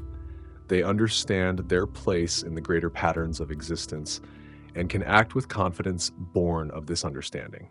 They accept that their work will continue beyond their lifetime, that they are part of something far larger and longer lasting than any individual life, and they find satisfaction in contributing to this eternal work, even knowing they will never see it completed. Becoming a druid, then, is not for everyone, nor should it be. It is a calling for those few in each generation who possess both the innate affinity for primal magic and the character necessary to handle the responsibilities and burdens of the druidic path. For these individuals, the transformation from ordinary person to druid represents not a change they undergo, but a becoming of what they always were meant to be. The training does not create druids from people, but reveals the druids who were always there, waiting for the right circumstances and guidance to emerge. The path is long, demanding, and dangerous. It requires years of commitment, endurance of hardship, acceptance of responsibility, and willingness to sacrifice much that others hold dear. But for those who walk it successfully, for those who complete the transformation and emerge as true druids, it offers fulfillment, purpose, power, and belonging that cannot be found through any other path. It offers the chance to serve something far greater than oneself and to know with certainty that this service matters, that it makes genuine difference in maintaining the health and balance of the natural world. This is what it means to become a druid, to be fundamentally changed by nature, to dedicate oneself to its service, and to accept both the burdens and the blessings of this calling. It is transformation in the truest sense, death of the person who began the journey, and birth of someone new, someone who's found their place in the natural order and who will spend the rest of their life defending, maintaining, and celebrating the wild world that shaped them. Specific paths, the many faces of druidic calling. While all druids share fundamental training and principles, the druidic tradition encompasses tremendous diversity in how individuals manifest their calling and what specific aspects of nature they dedicate themselves to protecting or understanding. These specializations often emerge during the apprenticeship years as teachers recognize particular affinities or talents in their students, or they develop later as fully initiated druids discover which aspects of their practice resonate most deeply with their essential nature. Druids of the forest represent perhaps the most archetypal manifestation of the druidic calling, dedicating themselves to ancient woods and the complex ecosystems they sustain. Becoming a forest druid involves developing intimate knowledge of tree species and their interactions, understanding the relationships between canopy, understory, and forest floor, and learning to sense the health of woodland ecosystems through subtle indicators invisible to others. Forest druids often develop particularly strong wild-shape connections to woodland creatures like wolves, bears, deer, and owls, and they typically master plant-related magic more thoroughly than druids focused on other environments. Their training emphasizes patience and long-term thinking, as forests operate on timescales measured in decades and centuries rather than seasons or years. The path of a forest druid includes learning to read the history written in growth rings, fire scars, and succession patterns. They develop the ability to sense when forest composition is changing in harmful ways, whether from disease, invasive species, climate shifts, or external interference. They learn which trees are keystone species in their particular forest, which plants indicate particular soil conditions or disturbance patterns, and how different animal populations depend on and shape woodland structure. Forest druids often establish their primary residences in sacred groves, areas of particularly old or powerful trees that serve as meditation sites and magical power centers. Mountain druids, by contrast, attune themselves to stone and altitude, to the harsh conditions of high peaks and the unique life that persists there. Their training involves learning to navigate extreme terrain safely, to understand avalanche patterns and rockfall dangers, to predict mountain weather with precision, essential for survival. They develop particular affinity for mountain wildlife adapted to harsh conditions: mountain goats, eagles, snow leopards, marmots, and often prefer wild shape forms that grant climbing abilities or flight. Mountain druids must be among the most physically robust of their kind, as their environment demands constant exertion, offers little shelter, and punishes mistakes with deadly efficiency. The spiritual development of mountain druids often emphasizes themes of endurance, permanence, tempered by constant change through erosion and weathering, and the power of patient accumulation of small forces creating massive effects over time. They learn to see beauty in stark landscapes that others find desolate, to appreciate the complex ecosystems that exist in high-altitude environments despite their apparent barrenness. Mountain druids frequently serve as bridges between lowland and highland regions, understanding how mountain ecosystems affect broader climate and water patterns, how they serve as refuges for species displaced from lower elevations, and how their protection ensures the health of watersheds that support vast areas downstream. Coastal and marine druids develop their connection to the endless cycles of tides, to the boundary zone where land and sea meet, and in some cases to the ocean depths themselves. Their training involves learning to swim with exceptional skill, to understand tidal patterns and their influences on coastal ecosystems, to read weather signs in wave patterns and seabird behavior, and to navigate the unique challenges of environments constantly reshaped by water. Coastal druids often maintain wild shape forms that allow them to function in aquatic environments: seals, dolphins, sea otters, sharks, and some achieve the rare ability to breathe water in their normal form through sustained magical transformation. The path of a marine druid includes studying the unique properties of saltwater ecosystems, understanding coral reef ecology, learning to sense the health of kelp forests and seagrass beds, and developing awareness of the vast migrations undertaken by whales, sea turtles, and fish. These druids face particular challenges in their guardianship duties, as ocean environments are harder to monitor than terrestrial ones.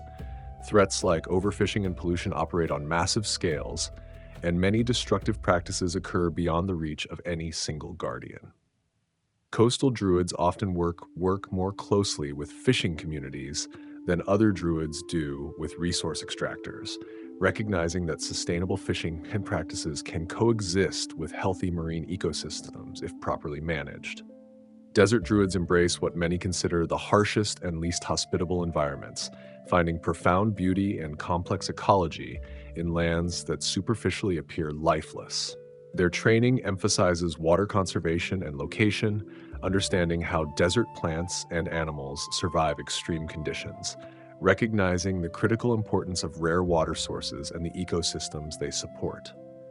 Desert druids develop exceptional heat tolerance and learn to function on minimal water, skills that prove essential for survival in their chosen environments. They often favor wild shape forms adapted to desert conditions, like coyotes, vultures, lizards, and snakes, and they become expert at predicting the rare rains that transform deserts temporarily into explosions of life. The spiritual lessons of the desert appeal particularly to druids of certain temperaments. The stark clarity of an environment stripped to essentials, the dramatic contrast between day and night, temperatures and conditions, the way that life persists through adaptation and resilience rather than abundance.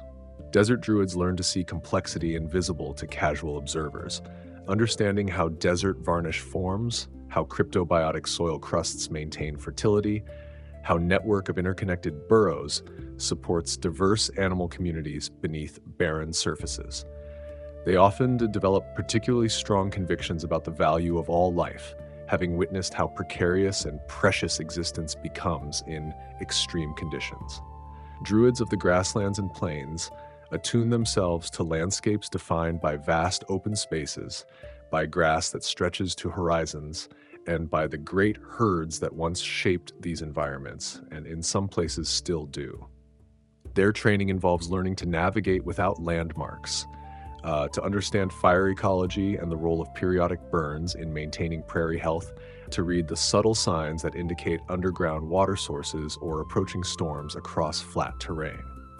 Plains druids often develop wild shape forms suited to running, wolves, horses, bison, antelope, and they typically become among the fastest and most enduring travelers of their kind. The path of a grassland druid emphasizes understanding plant-soil relationships, recognizing that the real complexity of prairie ecosystems exists underground in vast root networks and rich soil communities invisible from the surface. These druids learn to assess grassland health through indicators like plant diversity, grass height and density, and the presence or absence of particular species. They often face particular challenges in their guardianship, as grasslands historically suffered devastating conversion to agriculture and remain among the most threatened ecosystems. Many grassland druids work to protect remaining native prairie fragments, restore damaged lands, and maintain the fire regimes essential to grassland health. Swamp and wetland druids make their homes in environments that other people find forbidding, lands neither fully water nor fully land, characterized by standing water, thick vegetation, and abundant, if often dangerous, wildlife. Their training involves learning to move through terrain that can be treacherous, to understand the complex hydrology that creates and maintains wetlands, to recognize the critical ecological functions these environments serve despite their poor reputation. Wetland druids often develop wild shape forms suited to amphibious existence, like crocodiles, frogs, or wading birds, and they become expert at treating diseases and venoms common in their humid, life-rich environments. The spiritual dimension of wetland druidism often focuses on transformation and transition, on the way swamps exist at boundaries between states, on how decay and new growth occur simultaneously in these environments. Wetland druids learn to find beauty in places others consider ugly, to appreciate the vital role wetlands play in water purification, flood control, and providing habitat for incredible biodiversity. They frequently become fierce advocates for wetland protection, combating centuries of cultural prejudice that viewed swamps as wastelands requiring drainage and the ongoing conversion of wetlands for agriculture and development. Arctic and tundra druids embrace the extreme northern environments where winters dominate the year and life adapts to conditions that would kill most species. Their training involves learning to survive in the harshest cold, to understand permafrost and its critical role in tundra ecology, to recognize how brief summers support surprising amounts of life adapted to compressed growing seasons. Arctic druids develop exceptional cold tolerance and often maintain wild shape forms of polar bears, Arctic wolves, caribou, or snowy owls. They learn to appreciate the austere beauty of ice and snow, to understand how seasonal ice coverage affects entire hemispheres worth of climate and ecosystem function. The path of an Arctic druid includes studying how climate change manifests most dramatically in polar regions, how melting permafrost and ice sheets create cascading effects felt globally, and how rapid warming threatens species adapted to conditions that have remained relatively stable for millennia. These druids often feel profound grief and urgency as they witness changes in their territories more dramatic than those occurring anywhere else, seeing traditional migration patterns disrupted, new species moving into regions where they could not previously survive, and landscapes transformed within single lifetimes rather than geological timeframes. Druids who focus on particular types of creatures rather than environments represent another form of specialization. Some dedicate themselves to understanding and protecting specific groups of animals: druids of the great cats, serpent druids, crow druids, wolf druids, bear druids.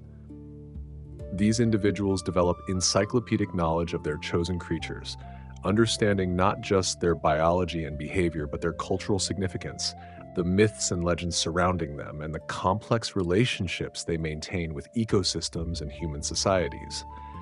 Such druids often take wild-shaped forms of their favored creatures more readily and more perfectly than any other transformation, sometimes spending more time in animal form than in their original shape.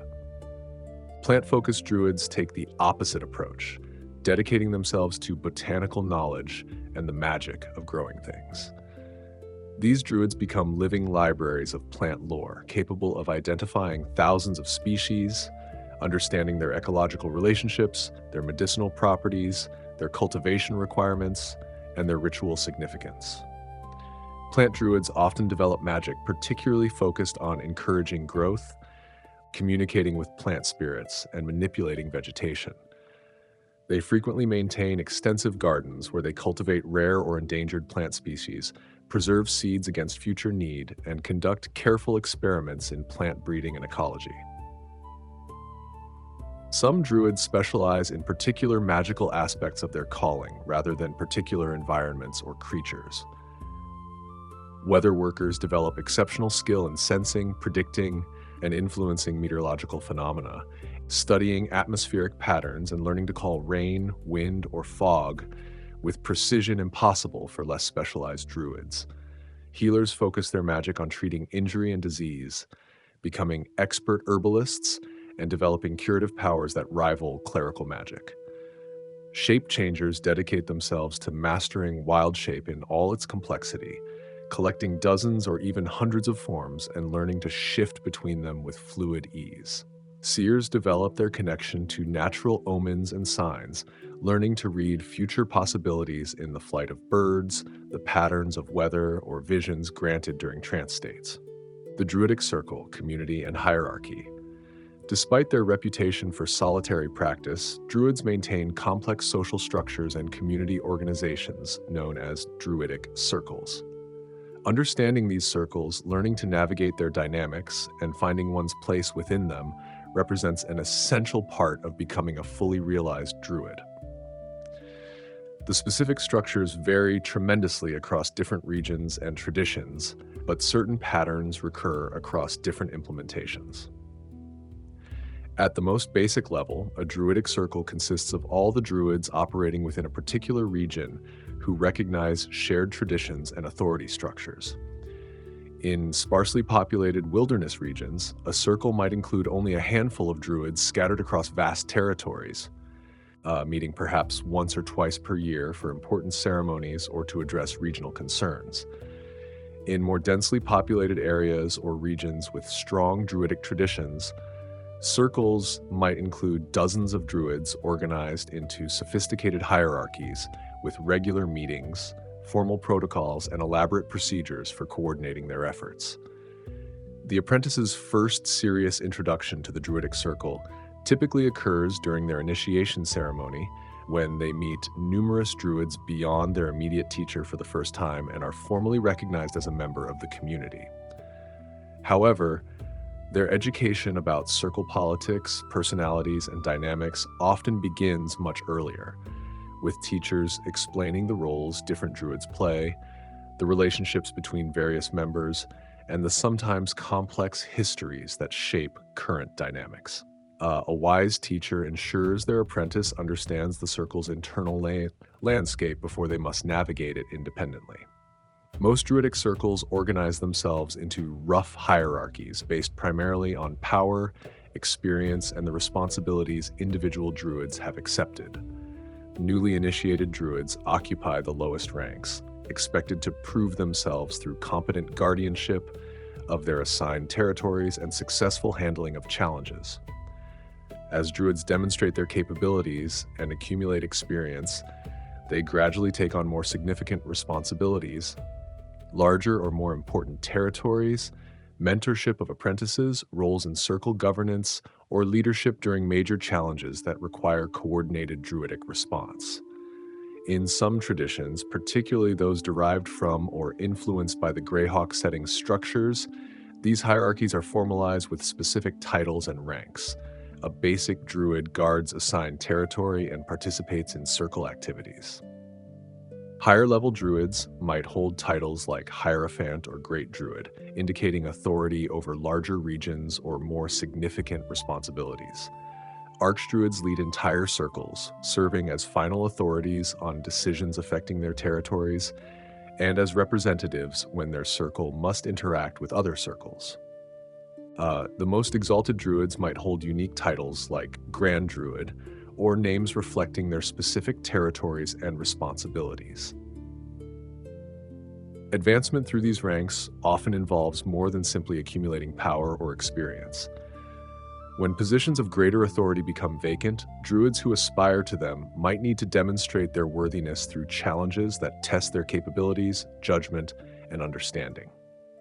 These challenges vary tremendously, but often involve some form of magical contest, with competing Druids demonstrating their powers before assembled circles or engaging in formalized duels.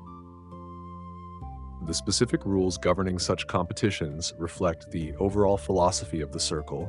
Some emphasize pure magical power, others test wisdom and judgment, still others focus on understanding of nature and Druidic principles.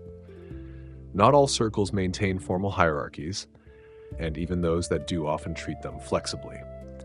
A powerful Archdruid might defer to a younger Druid with specific expertise when addressing issues in that Druid's area of specialization. Druids who prefer solitary practice might maintain minimal involvement with circle politics while still being respected for their power and wisdom. Some circles operate almost democratically, with major decisions made through consensus of all members, rather than imposed by recognized leaders. The key principle remains respect for capability and contribution, rather than rigid adherence to rank. Druidic circles serve numerous essential functions beyond simply organizing members hierarchically.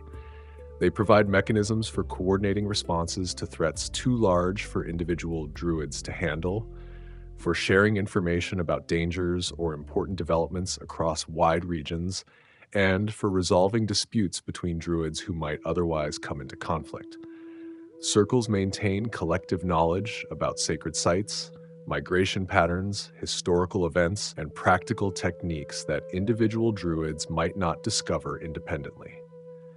They preserve traditions and ensure continuity when druids die or leave service, guaranteeing that important guardianship responsibilities are transferred to new caretakers rather than abandoned. The social dimension of circles proves equally important. Regular gatherings allow druids to maintain connections with the only people who truly understand their experiences and perspectives. These meetings provide opportunities for druids to share victories and frustrations, to seek advice about challenges they face, and to simply enjoy the company of peers. For druids who spend most of their time alone or interacting primarily with non-druids, circle gatherings offer precious chances to be fully themselves, to speak druidic freely, and to engage in conversations that assume shared knowledge and values. Circles also maintain and pass down specialized knowledge through their collective memory. Elder druids serve as living libraries of information about local history, past threats, and how they were addressed, mistakes made by previous generations, and hard-won wisdom accumulated over lifetimes of practice. When new druids face unprecedented challenges, they can consult these elders for guidance based on similar situations encountered years or decades earlier. This collective memory allows circles to function as organisms with lifespans far exceeding individual druids, accumulating institutional knowledge and maintaining consistent approaches across generations. Some circles maintain physical gathering places where druids meet regularly and where extensive libraries of natural lore are preserved.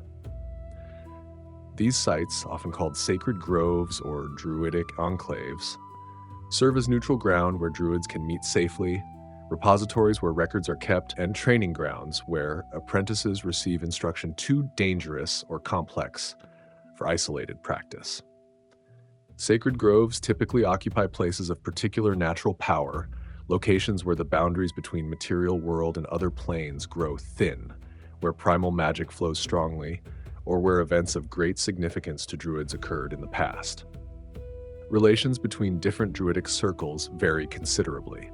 In some regions, circles maintain cordial relationships, with druids freely crossing territorial boundaries and circles cooperating on challenges affecting regions larger than any single circle's territory. In other areas, circles maintain strict territorial boundaries and view druids from other circles with suspicion or outright hostility. Conflicts between circles, while relatively rare, can prove devastating when they occur, as powerful druids turn their abilities against each other rather than using them in service to nature. Wise druids work to maintain peaceful relations between circles, even when philosophical differences or competing interests create tensions. The sacred duties, what druids actually do. Understanding what druids do after achieving full status proves essential to comprehending what becoming a druid actually means in practice. The romantic image of druids living peacefully in harmony with nature captures only a small portion of the reality. Druids work constantly, often dealing with serious challenges, dangerous threats, and heartbreaking losses, all while maintaining the neutral perspective that allows them to make difficult decisions others might consider impossible. Territorial guardianship consumes much of most druids' time and energy. This involves regular patrols through assigned lands, using both physical observation and magical sensing to monitor ecological health, detect problems, and identify changes requiring attention.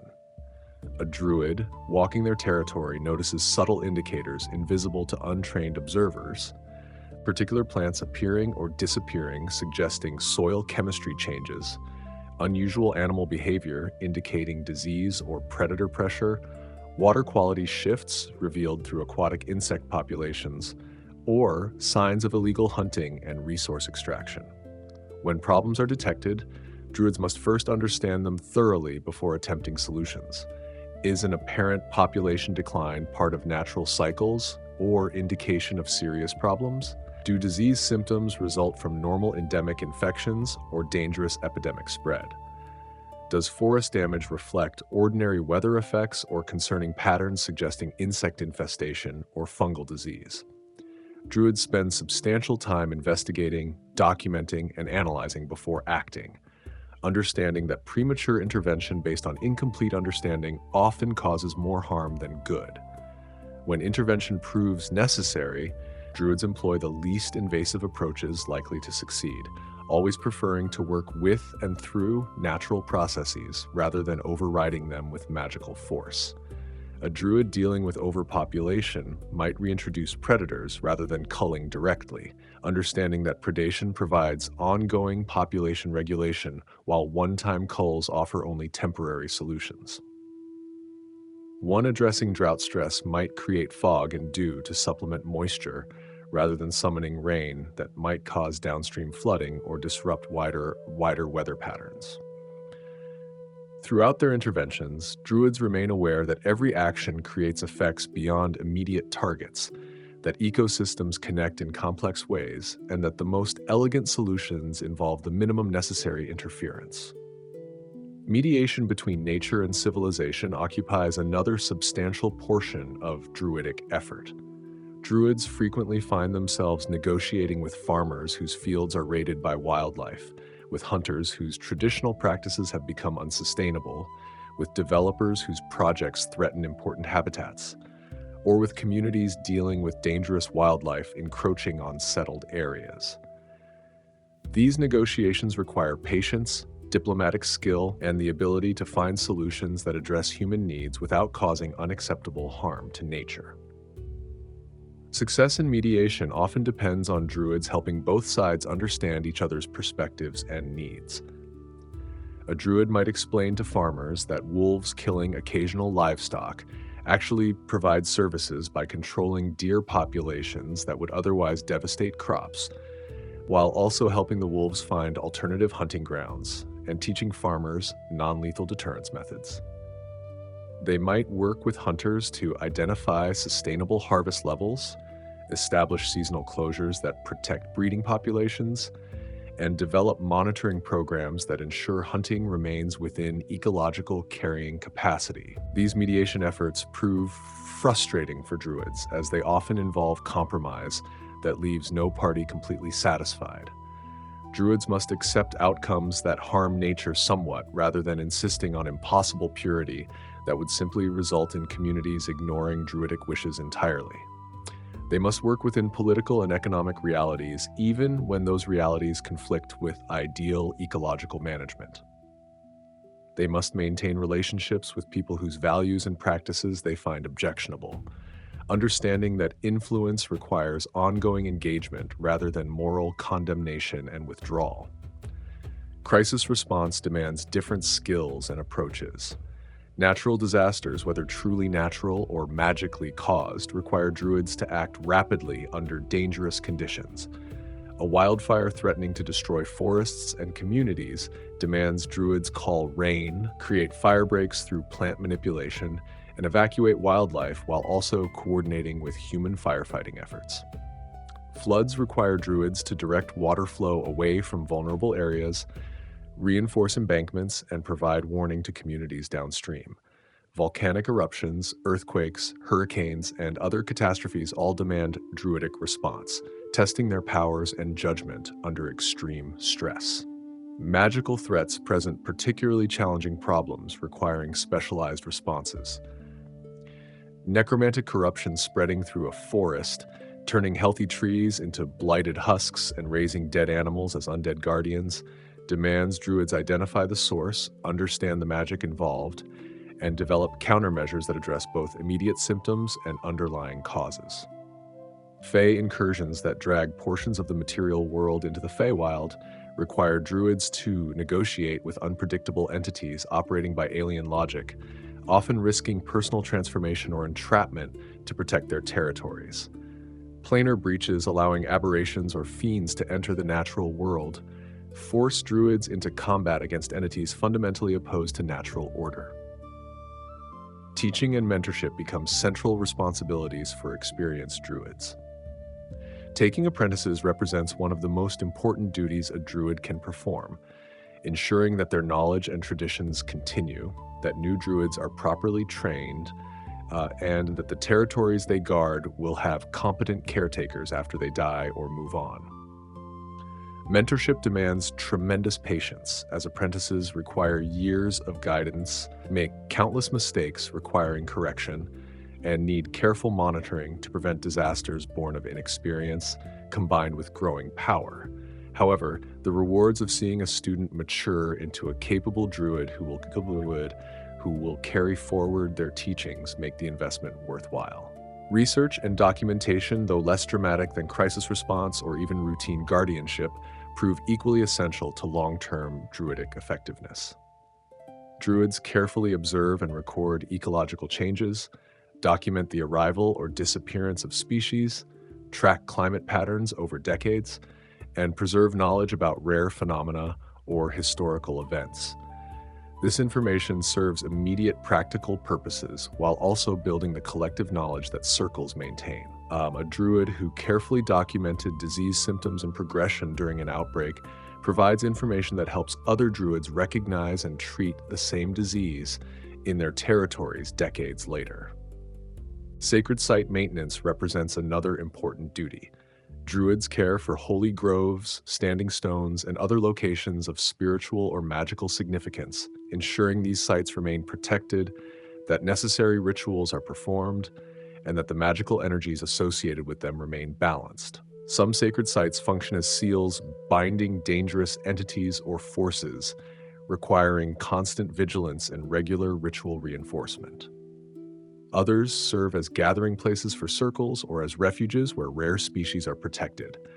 Still others mark locations where the boundaries between planes grow thin, requiring monitoring to ensure unwanted entities do not cross over or magical energies do not leak out. Transformation and transcendence, the ultimate paths. For druids who survive long enough and commit themselves deeply enough to their calling, the path leads toward transformation beyond normal druidic capabilities into something approaching transcendence. These ultimate developments vary in their specific manifestations, but share common themes of deepening unity with nature, expanding power and influence, and potential loss of individual human identity in service of larger purposes. Some druids eventually achieve such complete attunement to their territories that the distinction between guardian and guarded land begins to dissolve. These transformed druids, sometimes called guardian spirits or genius loci, become spiritually merged with the places they protect, perceiving threats to their lands as threats to their own bodies, able to manifest anywhere within their territories instantly, and drawing on their lands' power to defend them with capabilities exceeding what even powerful druids normally command. This transformation usually occurs gradually across decades, as a druid's connection to their territory deepens until the boundary between self and land becomes increasingly unclear. The process resembles and may actually be a form of becoming a nature spirit or fey entity. The transformed druid remains conscious and self-aware, but experiences existence in fundamentally different ways. They perceive their territory not from a single viewpoint, but from countless perspectives simultaneously, seeing through the eyes of animals within their lands, sensing through the roots of trees, feeling disturbances in streams and soil. They experience time differently, with individual days and seasons feeling like momentary fluctuations, while decades-long patterns become immediately perceptible. Their emotions and concerns increasingly reflect of the land itself rather than human responses. They feel joy when spring brings renewed growth, satisfaction when predator-prey relationships maintain healthy balance, pain when forests are damaged, and rage when their territory is threatened. Druids who walk this path typically withdraw from regular circle activities and human contact, finding it increasingly difficult to relate to concerns that operate on such brief timescales. They might still work with other druids, manifesting when summoned for critical consultations or appearing in dreams to provide guidance, but they no longer maintain the regular social engagement that characterizes normal druidic practice. Some become legends, ancient guardians whose territories are known to be impassable to those with harmful intent, but perfectly safe for travelers who show appropriate respect. Others fade from memory except in local folklore, becoming the mysterious figures that local people speak of in hushed tones: the old man of the mountain, the lady of the lake, the keeper of the woods. Other druids pursue transformation through shape change, spending increasingly prolonged periods in animal forms until they essentially become the creatures they mimic. These druids might maintain human consciousness and identity while living for years or decades as wolves, bears, or eagles, eventually losing interest in human affairs and human form. Some develop the ability to shift instantaneously between forms without effort or magical cost, moving fluidly between different bodies as easily as humans turn their heads. The most advanced might achieve permanent access to multiple forms simultaneously through some form of magical duplication, existing as a pack of wolves or flock of ravens all sharing single consciousness. This path carries obvious dangers, particularly the risk of losing human identity entirely and becoming simply an unusually intelligent animal. Druids who transform too frequently or remain in animal form too long sometimes forget how to shift back, finding human consciousness and human concerns increasingly alien and uninteresting. Some actively embrace this fate, viewing it as ultimate achievement rather than loss, complete integration into natural cycles, free from the complications and suffering of human existence. Others fight to maintain balance, carefully limiting their time in wild shape and maintaining connections to human society that anchor their original identity. Achievement of legendary magical power represents another path toward transcendence. Some druids simply become so powerful through centuries of practice and ever-deepening connection to primal forces that they transcend normal limitations entirely. These archdruids, perhaps better termed druid paragons or even druid demigods, command power rivaling gods, capable of reshaping landscapes, summoning catastrophic weather, assuming forms of tremendous size and power, and wielding nature magic with such skill that distinguishing their will from natural processes becomes impossible. Such druids often take on responsibilities matching their power, protecting not just local territories but entire regions or ecosystems, addressing threats that would require dozens of normal druids working together, and serving as living symbols of nature's power and majesty. They might become advisors to nations, helping guide policy decisions affecting enormous territories. They could serve as neutral mediators in conflicts between different factions of druids, between civilization and wilderness, or even between different deities or powers with interests in natural world. Some essentially become natural forces given consciousness and purpose, embodying winter storms or summer heat, ocean currents, or volcanic forces. The attainment of such power often comes with costs beyond simple aging and the accumulation of years. Reality itself begins treating these transformed druids differently, subject to different rules than normal creatures follow. They might find themselves unable to maintain stable physical form without conscious effort, unconsciously shifting between shapes or fluctuating in size and substance. They could become targets for entities threatened by such concentrated power, facing constant challenges from those who would claim that power for themselves or simply eliminate a potential threat.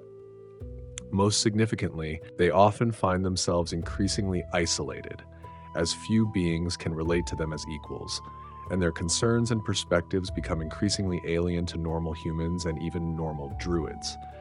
Some druids deliberately pursue transformation into creatures of pure nature magic, elementals, plant creatures, or entirely unique entities born from magical transformation.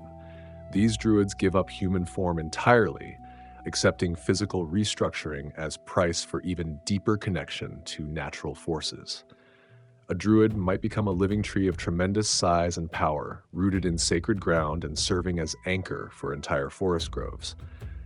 Another might transform into a being of living water, able to flow through rivers and oceans, experience existence from aquatic perspective impossible for air-breathing creatures, and protect waterways with capabilities no land-based guardian could match. Still others become animate storms, beings of wind and lightning that patrol vast territories and strike down those who threaten natural balance. These transformations are typically permanent and irreversible, representing fundamental choices to leave humanity behind in service of larger purposes. Such druids rarely maintain normal relationships or communication even with other druids, existing on trajectories that progressively diverge from mortal concerns and considerations. They might sleep for decades or centuries at a time, rousing only when their territories face existential threats. They could become worshipped as nature deities by locals who do not understand their true origins. Some eventually fade from all record, becoming myths and legends that persist long after their actual existence is forgotten. The question of whether these various transcendent paths represent ascension to higher states of existence or loss of human identity to obsession remains debated among druids. Some view these transformations as natural fulfillment of druidic calling, ultimate achievement of unity with nature that represents the goal toward which all druids unconsciously strive. Others see them as tragic losses, druids who gave up essential humanity and personal identity in pursuit of power or connection, becoming less than human without becoming more than nature. Most druids eventually develop their own perspective on these questions, understanding that no single answer suits all circumstances or individuals. The eternal questions, philosophy and meaning. Throughout their journey from first awakening through ultimate transformation or final death, druids grapple with profound philosophical questions about nature, civilization, balance, and their own roles and purposes. These questions have no definitive answers, and different druids and different traditions approach them in varied ways, but engaging with them seriously proves essential to mature druidic practice. The fundamental question concerns the proper relationship between druids and civilization, between natural processes and human intervention, between wilderness and settled lands. Some druids view civilization as inherently destructive, an unnatural blight that spreads across the world, consuming wilderness and leaving ecological devastation in its wake. These druids, sometimes called purists or extremists depending on perspective, work to limit civilization's expansion, to reclaim developed lands for nature, and to actively oppose human activities that harm natural environments. They might see their role as warriors defending nature against human aggression, viewing compromise as betrayal of their sacred duties. Other druids take more nuanced positions, recognizing that humans are natural creatures whose settlements and activities represent forms of ecosystem engineering no different in principle from beavers building dams or prairie dogs excavating burrow complexes. These moderates distinguish between sustainable human activities that can coexist with healthy nature and destructive practices that cause genuine harm. They work with civilized communities to develop approaches that meet human needs while minimizing ecological damage, seeking solutions that allow both nature and civilization to flourish in appropriate balance. Still others embrace positions that might be called cynical or realistic, depending on perspective, accepting that civilization will continue expanding regardless of druidic opposition, and focusing their efforts on mitigating harm rather than preventing development entirely. These pragmatists work within political and economic systems, negotiating for protected zones, arguing for environmental regulations, and ensuring that natural concerns receive consideration in decisions affecting land use. They accept compromises that preserve something rather than fighting for purity that would preserve nothing. Each approach carries strengths and weaknesses, and individuals' positions often shift throughout their lifetimes as experience and circumstances change their perspectives. The critical point is that Druids must develop their own thoughtful position rather than simply accepting received wisdom or acting without reflection on the implications and consequences of their choices. Related questions concern intervention versus allowing natural processes to proceed undisturbed. When disease strikes a forest or drought threatens a region, should Druids intervene to minimize suffering and death, or should they allow nature to take its course, understanding that death and suffering are part of natural cycles? When predator populations decline to dangerously low levels, should Druids actively protect them, even if this requires managing prey populations artificially? When invasive species threaten native ecosystems, should Druids wage aggressive campaigns to eliminate them, or accept that species moving into new ranges represents natural adaptation to changing conditions? These questions have no universal answers, and reasonable Druids disagree profoundly about proper responses. Some emphasize non-intervention, arguing that Druids should observe and protect but not actively manage, that nature's wisdom exceeds human comprehension, and that attempts to control natural processes often create unintended consequences worse than original problems. Others argue that humans have so drastically altered natural systems that purely hands-off approaches allow destruction to proceed unchecked, that Druids must actively manage and restore to counterbalance human impacts. Most Druids navigate between these positions situationally, guided by full judgment about specific circumstances rather than rigid ideological commitments. The concept of balance itself requires careful examination and understanding. Balance does not mean stasis or unchanging equilibrium, but rather dynamic stability, with opposing forces creating overall health through their interaction.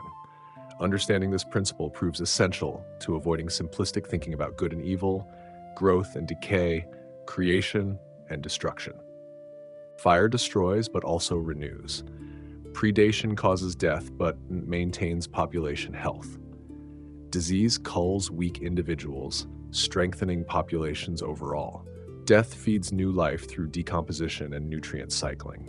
Druids must develop comfort with complexity and paradox, accepting that multiple competing goods exist without clear hierarchy, that different valid approaches to similar problems may be equally legitimate, and that certainty about right answers often proves illusory. This intellectual and ethical flexibility distinguishes mature Druids from novices who want simple rules and clear answers. The ability to embrace uncertainty while still making necessary decisions, to act decisively while acknowledging doubt, and to maintain principled commitment while remaining open to new understanding represents pinnacle Druidic wisdom.